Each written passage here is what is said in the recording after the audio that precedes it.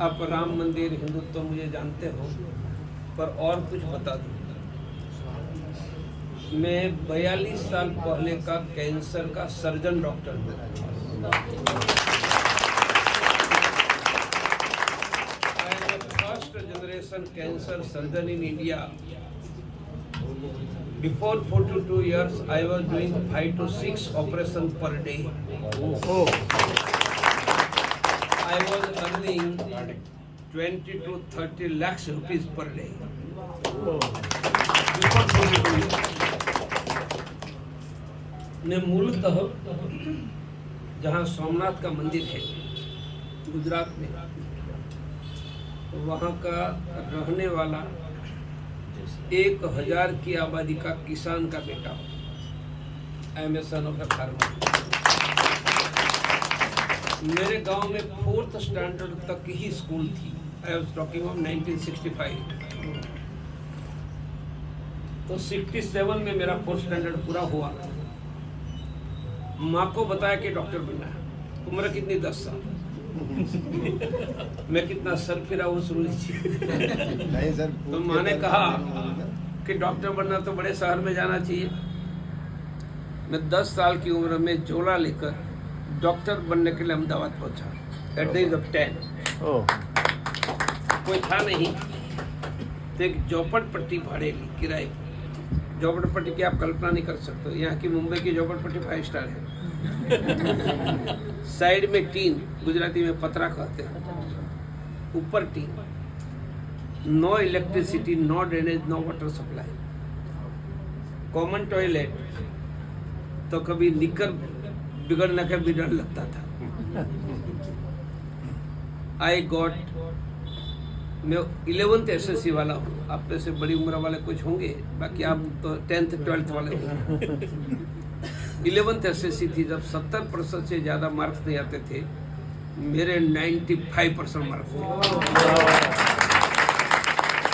At the time I was staying in Shillong. तो बिजली तो नहीं थी, तो मेरे नज़दीक में पब्लिक गार्डन था. मेरा अधिकांश रीडिंग ये पब्लिक गार्डन में हुआ था. I join MBBS education in 1975. 50 साल पहले आई कंप्लीटेड MBBS. फिर मैंने MS सर्जरी की. कैंसर सर्जरी में सब मेरा स्टडी हुआ. मेरा स्टडी पूरा हुआ उस समय में मैं धुआंधार आंदोलन करता था, पढ़ता था. तब भी मैं ऐसा ही था. मैं एक वर्णन करूँ. मैं फर्स्ट MBBS में गया पढ़ने के लिए. मैं गांव वाला, शहर में आ गया था पर गांव वाला ही रहा था. तो मेरा जो क्लास था फर्स्ट MBBS में 210 से हिंदुस्तान में हाईएस्ट फर्स्ट MBBS में एडमिशन मेरे वहाँ था, मेरी मेडिकल कॉलेज में. तब 50-100 एडमिशन होते थे, मेरे यहाँ 210 था. तो पहले दिन मैं क्लास में गया तो शहर के लड़कों ने अनाउंस किया no mood strike. No mood strike announce होता है तो सबको बाहर निकल जाना, पढ़ना है उसको, नहीं पढ़ना है उसको. तो अनाउंस हुआ कि नो मूड स्ट्राइक. सब में पढ़ने लगी. मैं, हमारा कॉन्फ्रेंस हॉल होता है, बड़ा रूम नहीं होती है. मैं उनके दरवाजे पर खड़ा हो गया. जैसे मैंने कहा ना 10,000 को मैं बिना माइक भाषण देता हूँ. मैंने आवाज़ लगाई, किसने अपनी माँ का दूध पिया है क्लास छोड़ेगा. क्लास छोड़ेगा उसकी मैं टांगे तोड़ दूँगा. मैं अकेला 210 एक बार नहीं निकला. मैंने जब तक MBBS कंप्लीट किया मैंने नो मूड स्ट्राइक नहीं करने. मैंने कहा नहीं पढ़ना है मत आओ, इट इज योर चॉइस. पर मैं पढ़ने के लिए आया हूँ. मुझे क्लास से निकालने वाले तुम होते हो कौन? लोग मुझ पर खुश हो गए लड़के. इलेक्शन में मुझे जिता दिया, कॉलेज के इलेक्शन में. मैं रहा तब तक इलेक्टेड लीडर बना रहा. तो आंदोलन बहुत करता था. तो उस समय के कांग्रेस की सरकार थी. हेल्थ मिनिस्टर का नाम भी वल्लभ भाई पटेल थे. गुजरात वाले जानते हो, मोरबी कॉन्स्टिट्यूंसी से MLA थे, कांग्रेस के थे. तो मेरा सर्जरी का पोस्टग्रेजुएशन पूरा होता. उनका डॉक्टर साहब क्या करने वाले हो? मैंने कहा सुन लिया वल्लभ भाई, मैं कैसा हूँ इसलिए बताता हूँ. आपकी नौकरी नहीं करने वाला हूँ. और 5 साल के बाद वल्लभ भाई पटेल को चुनाव जीतना है तो प्रवीण तोगड़िया की मदद मांगनी पड़ेगी। मैंने मेरा अस्पताल शुरू किया। मेरे अस्पताल के उद्घाटन में 10,000 लोग थे। पब्लिक लिए आप कहेंगे आए कहाँ से, लोग अपने आप नहीं आते थे। तो फर्स्ट MBBS से मैं सर्जन बना, ये समय लगभग 9 साल का होता है। फर्स्ट MBBS से मेरा नियम था, पूरे गुजरात से कोई गरीब मरीज आएगा, अहमदाबाद की सिविल हॉस्पिटल एशिया की बिगेस्ट सिविल हॉस्पिटल रही है, और गरीब होगा, उनको ब्लड चाहिए तो ब्लड मैं दूंगा, दवाई की जरूरत पड़े तो मैं दूंगा, खाना चाहिए तो मैं दूंगा। मैं पूरी अस्पताल में घूमता था, किसी को ब्लड, किसी को दवाई, किसी को खाना। और इसलिए मैं सर्जन बना तब तक गुजरात के गांव-गांव में मेरा नाम हो गया कि गरीबों का मसीहा इस अस्पताल में डॉक्टर है। तो जब मैंने अस्पताल शुरू की, मेरी उद्घाटन में 8 से 10,000 लोग आए, और पहले दिन ही मैंने 6 ऑपरेशन किया। मैं एवरेज 5-6 ऑपरेशन करता रहा। मैंने पहले दिन 3 संकल्प किए। इसका वॉल्यूम ज्यादा है, इसका ठीक है, मैं नीचे कर दूंगा। पहला संकल्प किया था कि गलत सलाह नहीं देना, ऑपरेशन करवाओ, जरूरत नहीं। तो अधिकांश डॉक्टर तो सही सलाह देते थे। दूसरा कड़क नियम किया था कि कोई कैंसर ब्रेस्ट का मरीज आया तो डॉक्टर क्या करते, ऑपरेशन के 10,000, ऑपरेशन थिएटर के 5,000, दवाई के 3,000, एनेस्थेसिया के, और पर डे रहने के 1,000। मैंने बंद किया। मैं कहता था कि टोटल ऑपरेशन के सब मिलाकर मैं 10,000 लूंगा। 10,000 मैंने आंकड़ा, आप 15 दिन रहोगे तो भी मेरा रुपया नहीं बढ़ेगा। तीसरा संकल्प किया था कि पेशेंट को छुट्टी मैं ही दूंगा। मैं ही मानी अस्पताल में दूसरे लोग देते हैं, और छुट्टी दूंगा तो भगवान का संकल्प किया था, रुपया नहीं मांगूंगा, छुट्टी मैं दूंगा। पेशेंट आज एडवांस लेते, उस समय 40 साल पहले एडवांस पैसा कोई नहीं लेता था, इसलिए पहले पैसे तो बाद में ऑपरेशन ऐसा नहीं था। छुट्टी देते तब पेशेंट पैसे देता था। हमने तय किया था कि पेशेंट से रुपया नहीं मांगेंगे। 10 में से 9 तो जरूर पूछते थे डॉक्टर साहब कितना, तो कहता था कि मैंने 15,000 रुपया कहा है, जेब में है इतने पैसे देकर जाओ, बाकी महालक्ष्मी देवी मुझ पर धन की वर्षा कर रही है, वापस देने मत आना।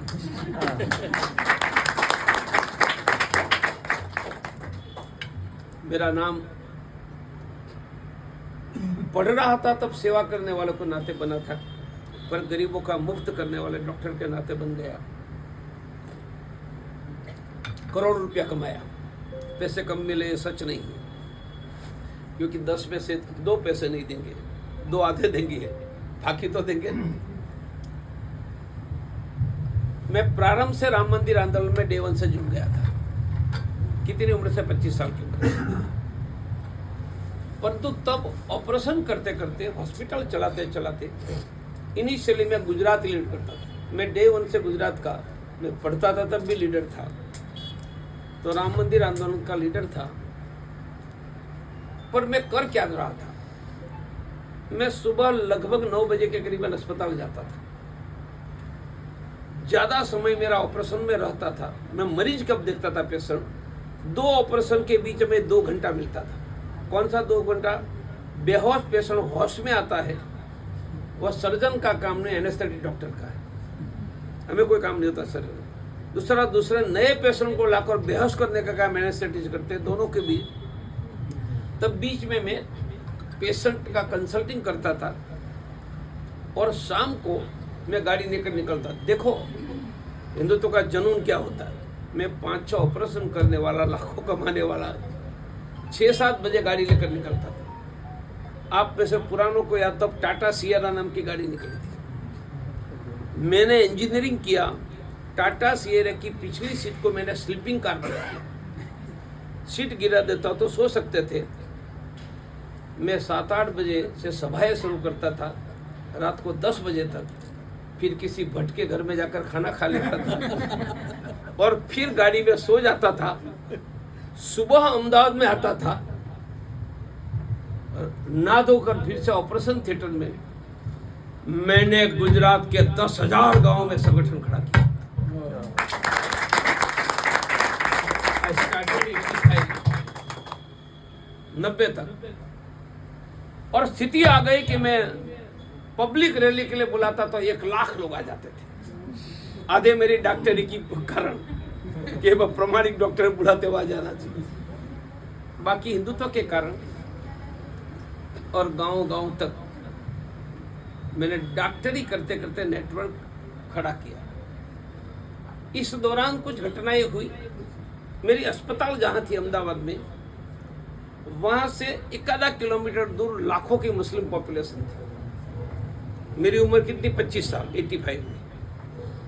तो मैं देख रहा था आते जाते मुसलमान आकर व्यापारी को धमकी दे रहे हैं, पैसे ले रहे हैं, बेटियों की छेड़ती कर रहे हैं। तो 1-2 महीने के बाद मैंने 5-10 लड़कियों को बुलाया।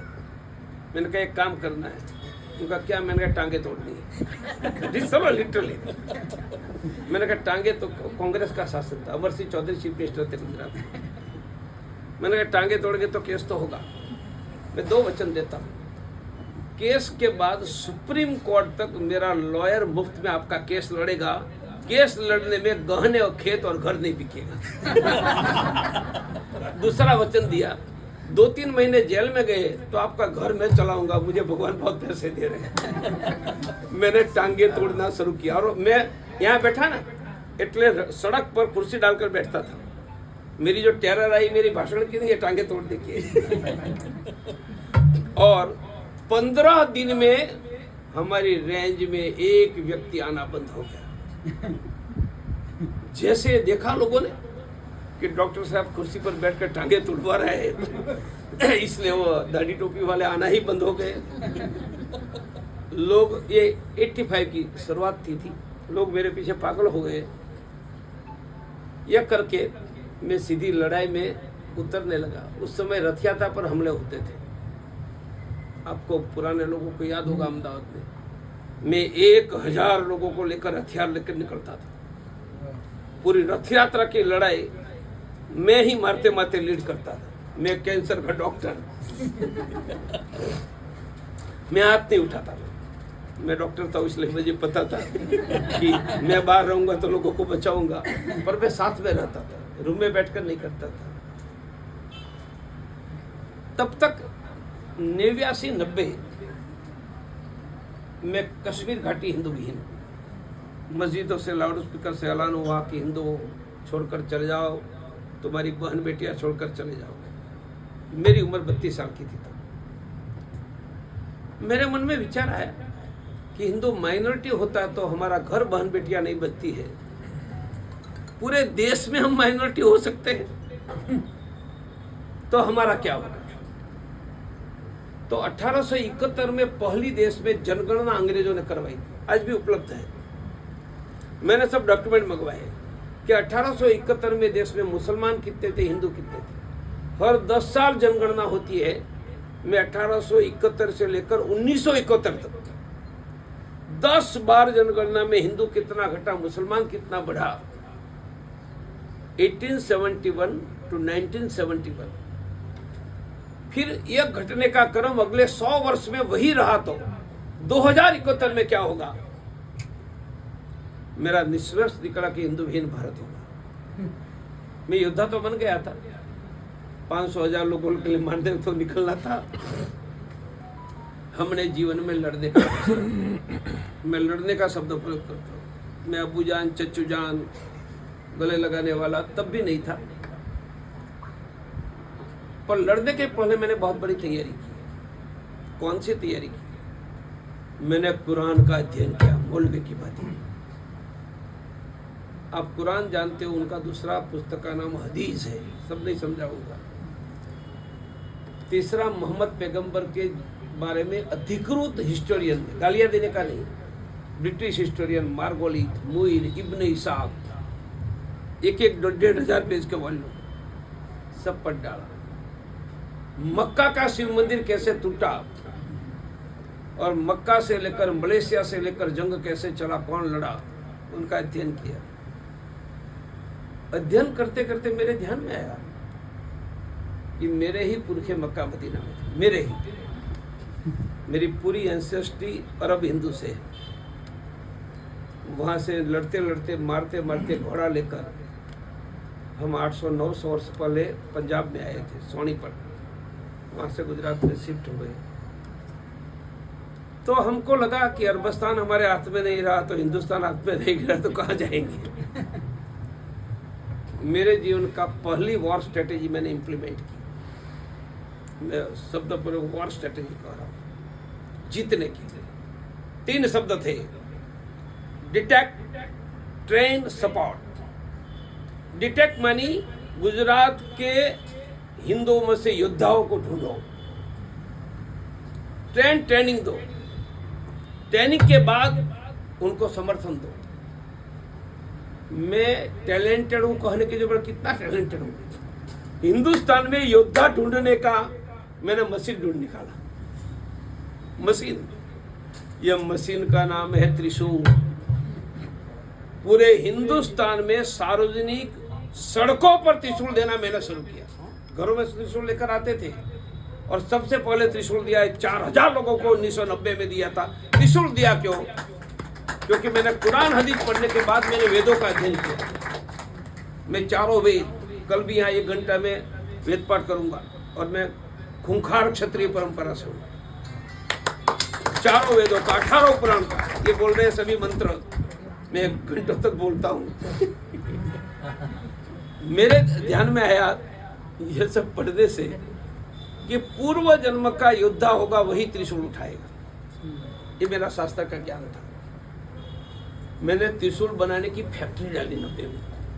मैंने नई अस्पताल नहीं शुरू की, त्रिशूल अभी भी चल रही मेरी। और गुजरात में मैंने 4 लाख युवाओं को त्रिशूल दिया। मानी मेरे साथ 4 लाख योद्धा मिले। 10,000 योद्धा है वह टेरर मचाते, मेरे पास 4 लाख आ गए। Detect, train. मैंने 1990 में फ्री मिलिट्री ट्रेनिंग एकेडमी भी शुरू की। मिलिट्री ट्रेनिंग, सपोर्ट, मार कर आओ। सुप्रीम कोर्ट तक आपका केस मेरा लॉयर लड़ेगा। जेल में गए तो घर में चलाऊंगा। हमने मार मार कर मुर्गा बना दिया। ये मेरे जीवन की 32 साल की उम्र में फर्स्ट वर्ष में मेरे नाम की टेरर आ गया। टेरर मानी भारतीय जनता पार्टी के अध्यक्ष लाल कृष्ण आडवाणी जिन्ना की मजार पर गए, उनको रिजाइन भी मैंने करवाया। हम किसी को नहीं छोड़ते थे। धर्म के विरुद्ध गया वो ब्लैक लिस्टेड हो जाता था।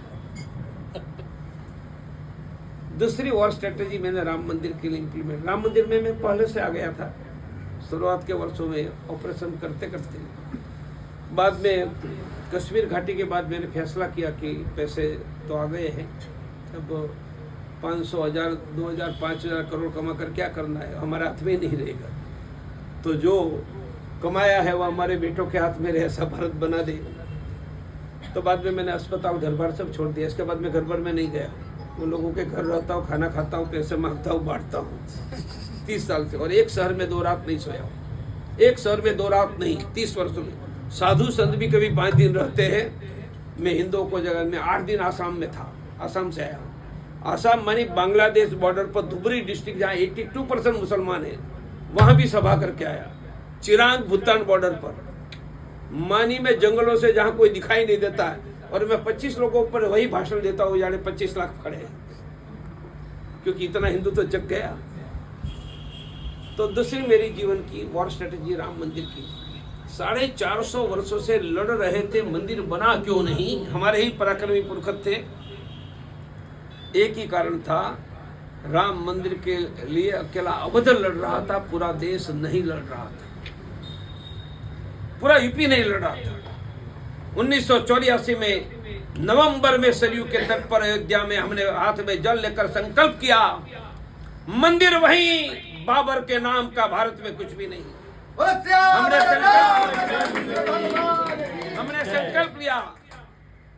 ये 40 साल तक मेरे भाषण के डायलॉग इसलिए बोल रहा हूं। हमने संकल्प किया, मंदिर बनेगा, डंके की चोट पर मंदिर बनेगा। कोई चाहेगा तो भी मंदिर बनेगा, कोई नहीं चाहेगा तो तुम्हारी छाती पर पांव रखकर तुम्हें कुचल कर मंदिर बना लेंगे। ये 84 से लेकर 2022 तक मेरे भाषण के सेंट्रल डायलॉग के हमारी संकल्प थे। तीसरा उस समय कहा था, अब जंग छिड़ेगा, अब जंग छिड़ेगा तो अकेला अवध नहीं लड़ेगा, मैं देश के लाखों गांव के हिंदुओं को लड़ाऊंगा। कैसे लड़ाया? 40 साल में 12 बार कितना खून पसीना बनाया आप सोच नहीं सकते हो। सिकंदर आया तब भी पूरा देश नहीं लड़ा था, आधा देश लड़ा था। मुगलों के विरुद्ध पूरा देश नहीं लड़ा था। राम मंदिर के लिए पूरा देश लड़ा। क्यों? 40 वर्षों में 12 बार लाखों गांव में करोड़ों हिंदुओं के घरों में जाकर सोए हुए हिंदू शेर को हमने जगाया। 12 बार। सिर्फ 3-4 का वर्णन आप खुश हो जाओगे। हम कितने क्रिएटिव रहे त्रिशूल से लेकर। पहले तो पूरे देश को पता ही नहीं है कि राम की जन्मभूमि पर मस्जिद खड़ी है। पता चलेगा तो हिंदू लड़ेगा ना। तो 84 में आंदोलन का निर्णय किया। 86 में हमने राम जानकी रथ यात्रा निकाली। ये रथ यात्रा का इतिहास हमारा है। यात्रा निकलती थी, रथ की यात्रा नहीं निकलती थी, हमने निकाली। उस समय 450 डिस्ट्रिक्ट थे। 450 डिस्ट्रिक्ट में 1 लाख गांव में गए, जाकर बताया कि राम हमारा बाप है। हमारे बाप की छाती पर बाबर खड़ा है, हिंदू उठो, बाबर का नामो निशान मिटा दो। किसने? 1 लाख गांव में। 89 हमने गांव गांव में ऐलान किया कि आपके गांव की ईंट की पूजा करो, पूरा गांव मिलकर पूजा करो और अयोध्या भेजो।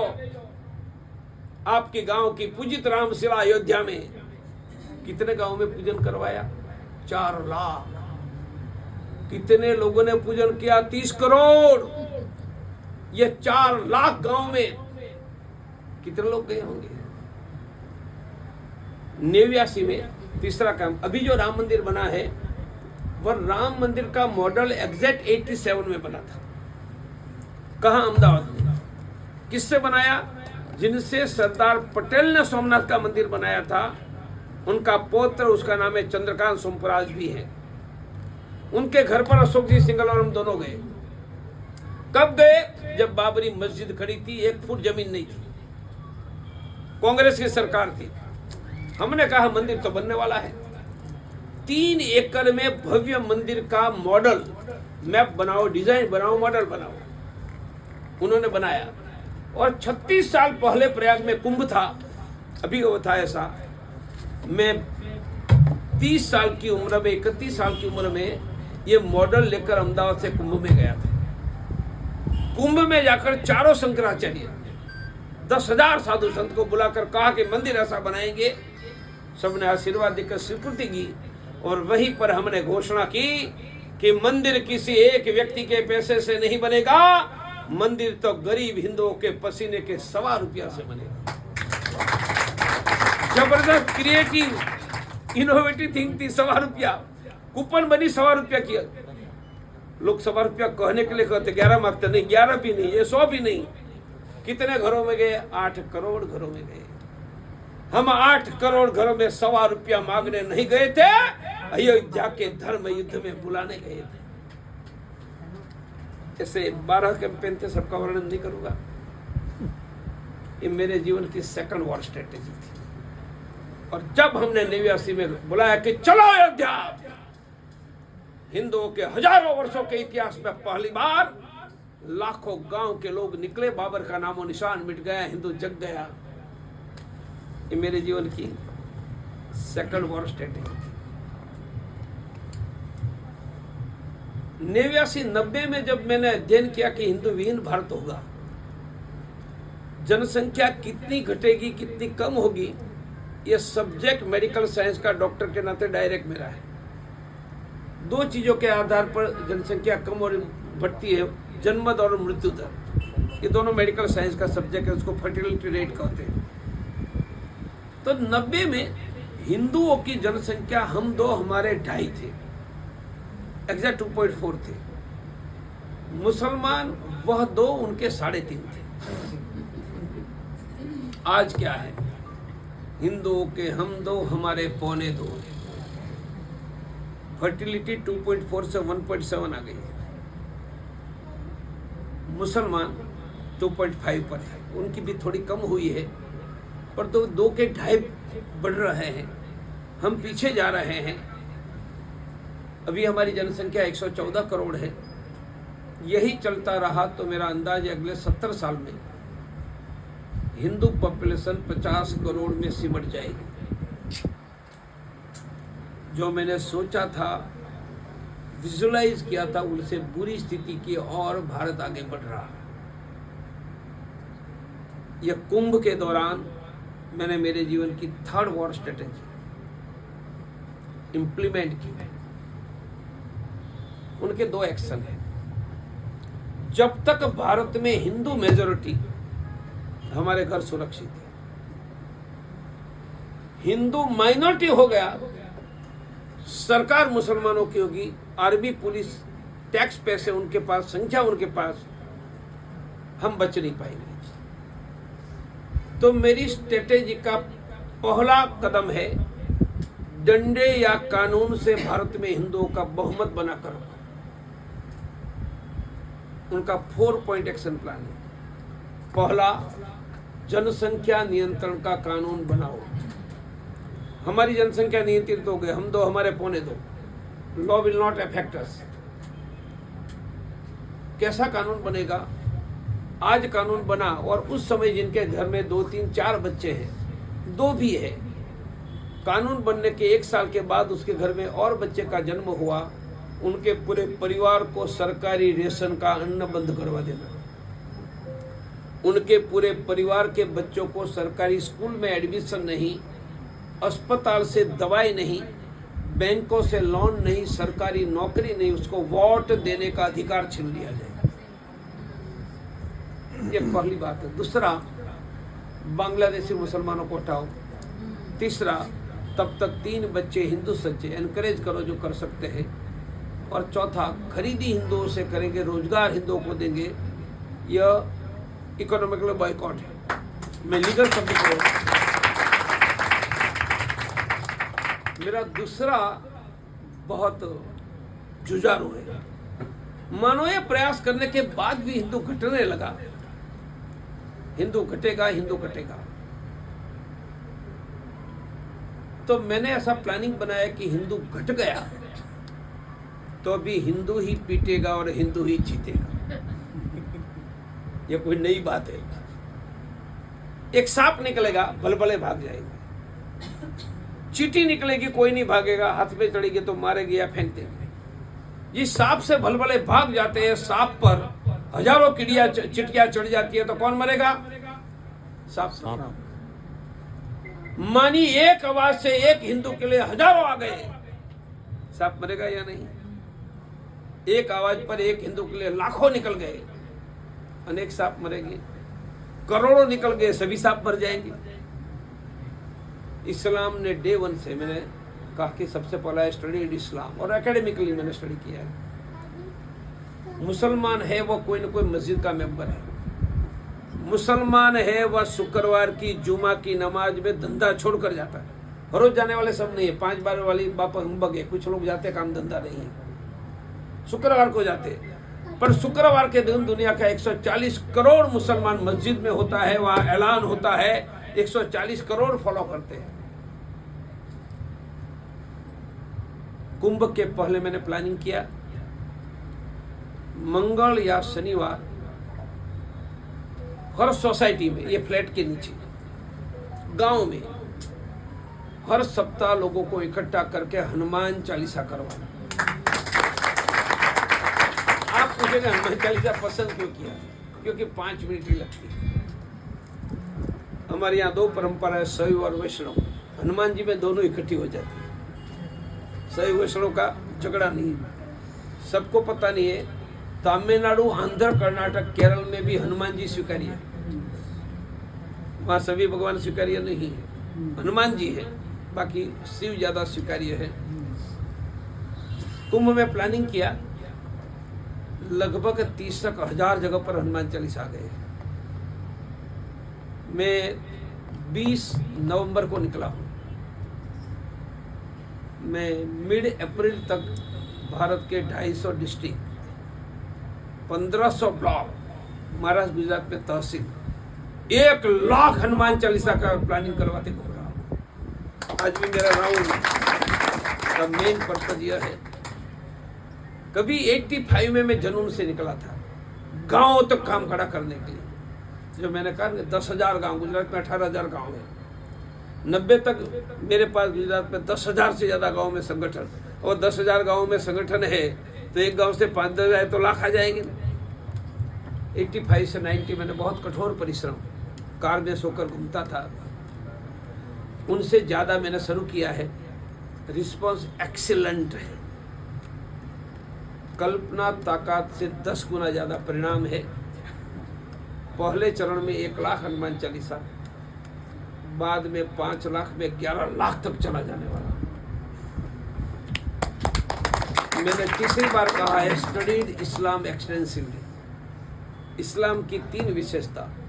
मुसलमान है वह मस्जिद का सभ्य है, मुसलमान है कम से कम जुमा की शुक्रवार की नमाज में आता है, और किसी मुसलमान को तकलीफ है तो मस्जिदों से ऐलान होता है। 3, मैं उनसे 10 गुनी पावरफुल रचना खड़ी करने जा रहा हूँ। मैं सभी 114 करोड़ हिंदुओं को हर रोज कनेक्ट करने जा रहा हूँ। हर रोज। इस्लाम ने शुक्रवार, मैं हर रोज। कैसे? मैं बुलाता हूँ, मेरे साथ बोलो। हमारा घर, हमारा घर, हिंदू घर, हिंदू घर, हिंदू घर सुखी घर, हिंदू घर सुखी घर, समृद्ध घर, समृद्ध घर, सुरक्षित घर, सुरक्षित घर, रोजगार युक्त घर, रोजगार युक्त घर, रोग मुक्त घर, रोग मुक्त घर, ओम श्री परिवार घर। ओम श्री परिवार घर। इसलिए हर रोज सुबह उठकर करोड़ों हिंदू बोलेगा, करोड़ों हिंदू बोलेगा, ओम गणेशाय नमः, ओम गणेशाय नमः, ओम नमः शिवाय, ओम नमः शिवाय, ओम दुर्गा देव्यै नमः, ओम दुर्गा देव्यै नमः, ओम सुब्रह्मण्याय नमः, ओम सुब्रह्मण्याय नमः, ओम वैष्णवे नमः, ओम वैष्णवे नमः, ओम महालक्ष्मी देव्यै नमः, ओम महालक्ष्मी देव्यै नमः, ओम हनुमते नमः, ओम हनुमते नमः, ओम सूर्य देवताय नमः, ओम सूर्य देवताय नमः, ओम कुलदेव्यै नमः, ओम कुलदेव्यै नमः। फिर से बोलो। रोज सुबह उठकर रोज सुबह उठकर धरती माता को प्रणाम करेंगे, धरती माता को प्रणाम करेंगे, कुलदेवी को प्रणाम, कुलदेवी को प्रणाम, माता पिता बुजुर्गों के चरण स्पर्श, माता पिता बुजुर्गों के चरण स्पर्श। हर हिंदू हर रोज हर हिंदू हर रोज घर में भगवान की पूजा करेगा, घर में भगवान की पूजा करेगा, तिलक करेंगे, तिलक करेंगे, माला पहनेंगे, माला पहनेंगे, तुलसी को पानी, तुलसी को पानी, चिड़िया को दाना पानी, चिड़िया को दाना पानी, रोज गाय को रोटी, हर रोज गाय को रोटी, रोज मंदिर में भगवान के दर्शन, हर रोज मंदिर में भगवान के शाम को दर्शन, आरती के समय, शाम को आरती के समय नजदीक के मंदिर में जाएंगे, नजदीक के मंदिर शाम में, को हमारे घर में, शाम को हमारे घर पूरा में परिवार इकट्ठा होकर पूरा परिवार इकट्ठा भगवान होकर का दिया करेंगे। भगवान का दिया करेंगे। मैं करोड़ों हिंदुओं से हर रोज करवाने वाला हूँ। ये मैंने बोला, ये क्या है? शुरुआत वाले वेदों के मंत्र है। कौन से मंत्र से क्या परिणाम मैं साइंस जानता हूँ। इनमें से धन बढ़ाने का मंत्र है, दूसरा रोग से बचने का मंत्र है, तीसरा कर्ज मुक्ति का है, चौथा सुरक्षा का है, दूसरा हिस्सा धरती माता को प्रणाम। यह धर्म का वह आचरण है जो धनधान्य यश आरोग्य देता है। भाइयों में झगड़ा होता है तो उनका सॉल्यूशन तुलसी को पानी पिलाने में। मैं सब नहीं सिखाऊंगा वरना आप एक्सपर्ट हो जाओगे। करोड़ों। अब यह करना क्यों है? इस्लाम की एक 5वीं बात मैंने नहीं बताई, उनकी शरीयत है। मुसलमान को क्या क्या करना इस्लाम तय करता है। मैंने वेद पुराणों में से फायदा हो ऐसी शादी पद्धति करके करोड़ों हिंदुओं से कराने का काम कौन करेगा? हनुमान चालीसा केंद्र घरों घरों में जाकर करवाएगा। जहां हनुमान चालीसा केंद्र होगा वहां 100-200 घरों में थैली बांटेंगे। क्यों? खाना बनाने के पहले 1 मुट्ठी अनाज डालो। एक परिवार का महीने में 1 किलो, 100 परिवार का 100 किलो। आप कहेंगे कि 100 किलो अन्न मैं दूंगा तो हम नहीं लेंगे। हमें राम मंदिर के लिए रुपया नहीं लेना था, हम धर्म युद्ध में बुलाने गए थे। 11 लाख हनुमान चालीसा मानी 10 करोड़ हिंदू परिवार। हिंदू परिवार कितने? 20 करोड़। 10 करोड़ हिंदू परिवार दूसरे हिंदू के लिए हर रोज एक मुट्ठी अनाज निकालते हैं। कभी धर्म युद्ध में बुलाएंगे, 2-5 करोड़ हिंदू हमारी आवाज पर सड़कों पर आ जाएंगे। मैं सभी योजना प्लानिंग का एक हिस्सा समय के अभाव में यह करके इस्लाम से 10 time powerful. I have studied Christianity, I have studied Islam, I have studied history of Arabia, history of Europe, I have studied Veda Purana. ये सब के आधार पर कभी जंग छिड़ा तो हिंदू ही जीतेगा। मुझे पता है कि हनुमान चालीसा बोलने वाले सब लड़ेंगे नहीं, तो क्यों करवा रहा हूँ? लड़ने वालों के लिए तालियां बजाएंगे, इसलिए तालियां बजाएंगे। परंतु एक हनुमान चालीसा में 25-50 आते हैं, तो 5 लड़ने वाले निकले त्रिशूल वाले। उनके लिए ट्रेनिंग का नाम है वीर हिंदू विजेता हिंदू। एक और हनुमान चालीसा चलेगा, उनका काम तालियां बजाना। लड़ने वालों के लिए तालियां बजाने की भी स्ट्रेंथ है, साइको सोशियोलॉजी के। और उनमें से वॉरियर को ढूंढकर, जो 90 में मैंने किया था, तब मैंने 4 लाख गुजरात में किया था, अब मैं 4 करोड़ लोगों को लड़ने की ट्रेनिंग, उनका नाम है वीर हिंदू विजेता। शुरू कर दिया है, करो करने वाला नहीं है। तो ये मेरा लाइफ मिशन है। एक बात करके पूरा करूंगा, मुझे पास समय है इसलिए। सृष्टि नहीं थी, तब जिन्होंने सृष्टि बनाई वह ब्रह्म भगवान थे। सृष्टि तब बनी जब त्रिगुण पंचमहाभूत आया। त्रिगुण मानी सत्व रजस तमस, पंचमहाभूत पृथ्वी जलवायु अग्नि आकाश। ये दोनों नहीं थे तब भगवान निर्गुण स्वरूप में थे, एनर्जी स्वरूप में, मॉडर्न लैंग्वेज में। तो एक अव्यक्त त्रिगुणातीत परब्रह्म ने सृष्टि बनाने के लिए अपने अंदर से ऊर्जा बाहर निकाली। यह प्रचंड ऊर्जा से सृष्टि बनी। Universe is a science of energy. Energy कहां से आई? पर ब्रह्म के प्रचंड आवाज से। पर ब्रह्म ने जो प्रचंड आवाज लगाई उसका नाम ओम है। ओम भगवान महादेव का निर्गुण स्वरूप है, ओमकार रूपाय महादेव। तो सृष्टि किसने बनाई? महादेव ने बनाई। सृष्टि चलाने के लिए स्त्री पुरुष भगवान महादेव ने स्वयं अपने सहस्त्र ज्योतिर्मय शरीर से ज्योतियां निकालकर हमारे पुरखों को प्रकट किया। शुरुआत में जन्म नहीं था, हम सीधे भगवान महादेव के वंशज हैं। शुरुआत में जन्म नहीं था, इसलिए भगवान प्रकट करते थे। फिर जो स्त्री पुरुष थे उन्होंने काशी में तप किया कि भगवान सृष्टि में संख्या बढ़ाने का आगे बढ़ो। तब एक देवता और देवी प्रकट हुआ कि सृष्टि तब आगे बढ़ेगी जब वैदिक पद्धति से विवाह करोगे, तब आपके जन्म पर पुत्र पुत्री का जन्म होगा। तब से विवाह शुरू हुआ और सबसे पहले विवाह ही महादेव ने किया। सृष्टि में अभी महाशिवरात्रि आ रही है, महादेव का विवाह का दिन महादेव ने स्वयं किया। और जिस देवी ने हमारे प्रथम पुरखों का आशीर्वाद दिया वह हमारी कुल देवी बनी। मैं हर रोज कुल देवी के प्रणाम की बात कर रहा हूं। जब जन्म मृत्यु पुनर्जन्म की सृष्टि आई तो प्रश्न हुआ कि आपका नेक्स्ट जन्म कहाँ होगा, आयुष्य कितना होगा, बेटा बेटी कितना होगा। तो अब तक सृष्टि में एनर्जी देने का काम सिर्फ महादेव करते थे। अब भगवान ने जन्म लेने वाले प्रत्येक के शरीर में एनर्जी पैदा करने का माइक्रो स्टेशन दे दिया, माइक्रो पावर हाउस दे दिया। वह कौन है? 11, 5 ज्ञानेंद्रिय, 5 कर्मेंद्रिय, 11वां चित्त। मैं डिटेल में नहीं जाऊंगा, सुपरफिशियल आपको बताते जा रहा हूं। आपने जीवन भर जितनी एनर्जी क्रिएट की, उनको शास्त्रों में कर्म कहा। जीवन भर क्रिएटेड एनर्जी आपके साथ कनेक्टेड रहेगी। उनके अनुपात में आपका आयुष्य,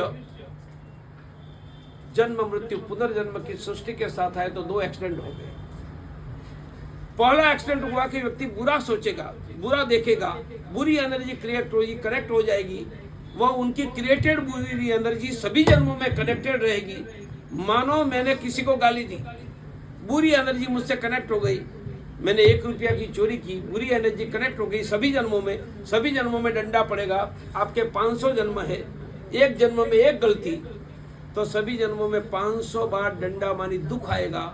मानव जीवन दुखयुक्त हुआ तब मानव जीवन में दुख मानी पैसे नहीं मिल रहे, परिवार में झगड़े, रोग, मैं अध्यात्म की बात ही नहीं कर रहा हूँ, तब भगवान महादेव ने आने वाले दुख दूर करने के लिए दूसरी व्यवस्था की। मेरे पास बोलो, अनंत कोटि ब्रह्मांड के नायक भगवान ने मानव जीवन में आने वाले दुखों को दूर करने के लिए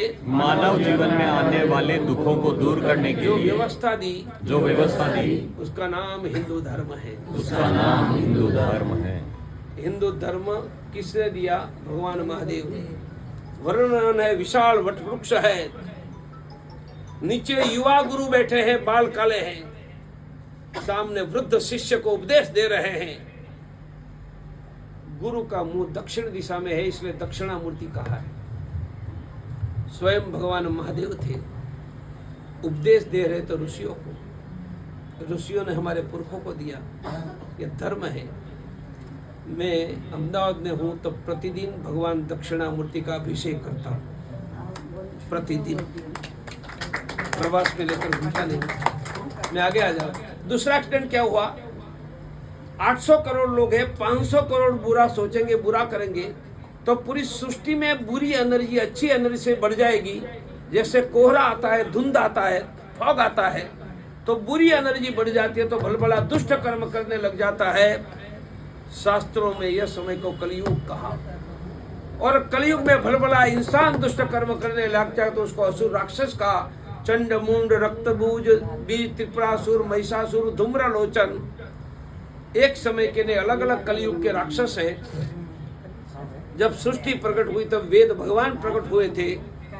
वेदों में लिखा है कि एक भयंकर कलयुग आएगा जब वायव्य सरहद से उत्तर पश्चिम दिशा से शत्रु आएगा, हाहाकार मच जाएगा, मंदिर टूट जाएगा, बहन बेटियों पर बलात्कार होगा, हिंदू भागने लगेगा। यह कलयुग महाभारत के बाद शुरू हुआ।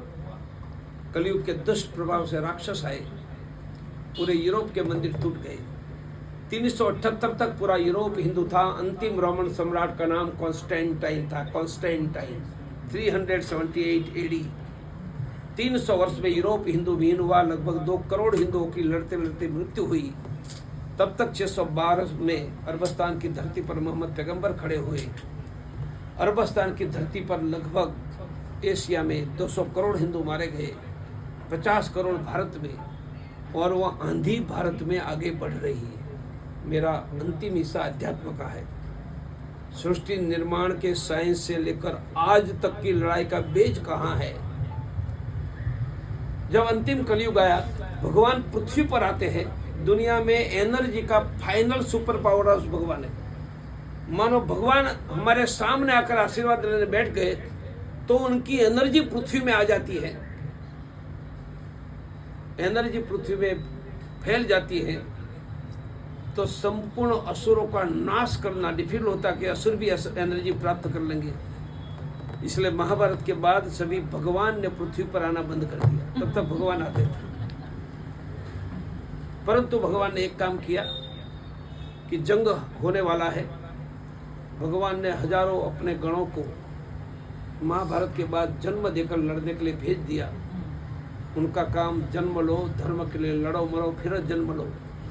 इसलिए पूरी दुनिया में हिंदू मिट गया, भारत में नहीं मिटा, क्योंकि भगवान महादेव के गण कोई महाराणा प्रताप शिवाजी बनकर ये धरती पर लाखों आते रहे। कि भगवान की डिवाइन डिजाइन थी, उनके कारण भारत और हमारे पुरखे बच गए। ये जंग अंतिम चरण में है। मैं ये सब समझकर 2001 में एक मीटिंग हुई। मीटिंग में मुझे बिठा दिया गया। अटल जी अडवाणी जी लटक गए थे कि केशुभाई के बाद आपको कल मुख्यमंत्री का शपथ भी लेना है। उस मीटिंग में थे वो आधे लोग जिंदा है। मैंने कहा मुझे सीएम नहीं बनना है। मैंने कहा मैं बुद्धिमान व्यक्ति हूँ, मैं सीएम का इनकार नहीं, भारत के प्रधानमंत्री पद का इनकार कर रहा हूँ। मैंने उत्तर दिया, क्यों? हिंदू बचने वाला नहीं है। एक पीएम हिंदू को नहीं बचा पाएगा तो कौन बचा पाएगा? भारत के लाखों गांव में पागल होकर कोई निकलकर करोड़ों हिंदू को जगा देगा तो हिंदू बच जाएगा। हम इसके पहले छोड़कर निकल चुके थे बीच में। तो हमने अपना लाइफ मिशन ये भगवान की डिवाइन डिजाइन में भगवान की सेवा धर्म की रक्षा के लिए लगाने का तय किया। हमारे जीवन में भी बहुत आंधी आई। विश्व हिंदू परिषद अधिकांश मैंने ही खड़ी की थी, हमारे हाथ से छीन ली गई। राम मंदिर नहीं बनाना था, हम छोड़कर निकल गए। 1 लाख लोगों को लेकर मैं 2018 में अयोध्या घुस गया, फिर मंदिर बना। पहले मेरी कार को मैं एम्बेसडर कहता हूँ, अब मेरी 1 करोड़ की कार बन गई है जो 120 किलोमीटर की स्पीड से चल रही है।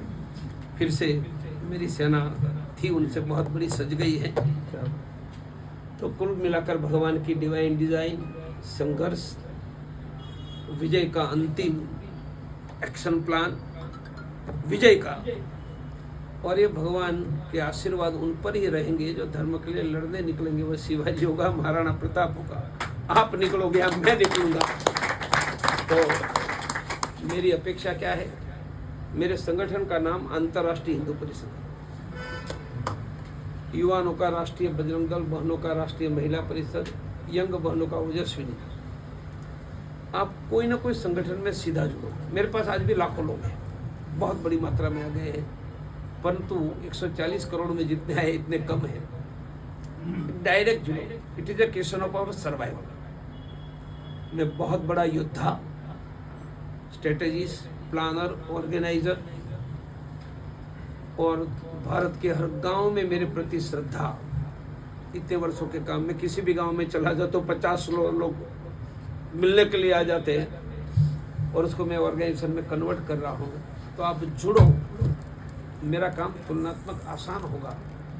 और जब बाबरी खड़ी थी तब हम कहे थे कि मंदिर बना लेंगे।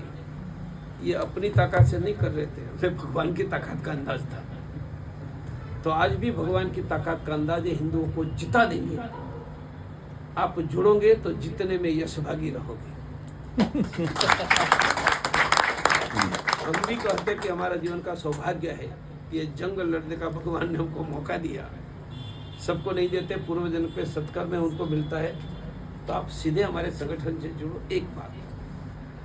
दूसरा, नहीं जुड़ना है तो अगल बगल की 50-100 सोसाइटी में फ्लैट के नीचे हनुमान चालीसा शुरू करो। मेरा एक साथीदार है वडोदरा में, दीनानाथ। मैंने 1 साल पहले हनुमान चालीसा का सौंपा। 1 साल में 108 हनुमान चालीसा शुरू करके वडोदरा में मुझे लिस्ट दे दिया। मैं भी यूपी में सीतापुर में था, 211 हनुमान चालीसा का लिस्ट देकर मेरे सामने लोगों को बिठा दिया। तो एक व्यक्ति तय करता है तो हो सकते हैं। तो आप हरेक कहाँ करेंगे? हमारे मित्र स्नेही रिश्तेदार जहाँ होंगे 10 लोगों को मीटिंग लेकर हनुमान चालीसा शुरू को, बाकी अपना आप हो जाएगा। हमारे यहाँ करते हैं मयंक जी, संदीप जी, तो यहाँ तो करो, मैं तो 5-10 कॉलोनी में करूँ। उनके कारण ये मूवमेंट इंटेंसिफाई होगी। दूसरा, तीसरा, इतना बड़ा काम करते तो पैसे भी चाहिए, पैसे चाहिए। तो आप कमाते हो, जो स्थिति बुरी हुई तो हाथ में रहने वाला नहीं। तो आप कमाते हैं, उनमें से हर महीने 500-1000 रुपया मुझे दे सकते हैं। मैं लाख रुपया नहीं मांग रहा, और मैं हर महीने 25-30 लाख कमाने वाला 500 रुपया मांग रहा हूँ। पर मुझे 10,000 लोग 500 रुपया दे सकते, 50 लाख हो जाए। पर हर महीने मांगने जाना प्रैक्टिकल नहीं, मैं बहुत रियलिस्टिक हूँ। तो आपको कहूँगा कि हर महीने का 1000, तो वर्षों का 12,000 रुपया एक साथ मैं QR कोड दे दूंगा, सीधा ट्रस्ट में ट्रांसफर करवा दूँगा। हो सकता है ना? आप पैसे जो कर सकते हो, मिनिमम 6,000, मैक्सिमम 12,000, इससे ज़्यादा नहीं देंगे तो चलेगा मुझे। पर तो आप 50 लोग हैं, 500,000 देंगे तो हर महीने 25,000 आ जाएगा ना, 3 लाख आ गए। और फिर अपने दोस्तों को करो। त्रिशूल मेरा 200 रुपया का होता है, तो त्रिशूल मुझे 1 लाख लोगों को देना है तो 2 करोड़ रुपया चाहिए। लड़ने की बात करना आसान है, हथियार कहाँ से लाएंगे? लोकतंत्र में व्यापन नहीं लाना, पर त्रिशूल तो देना है।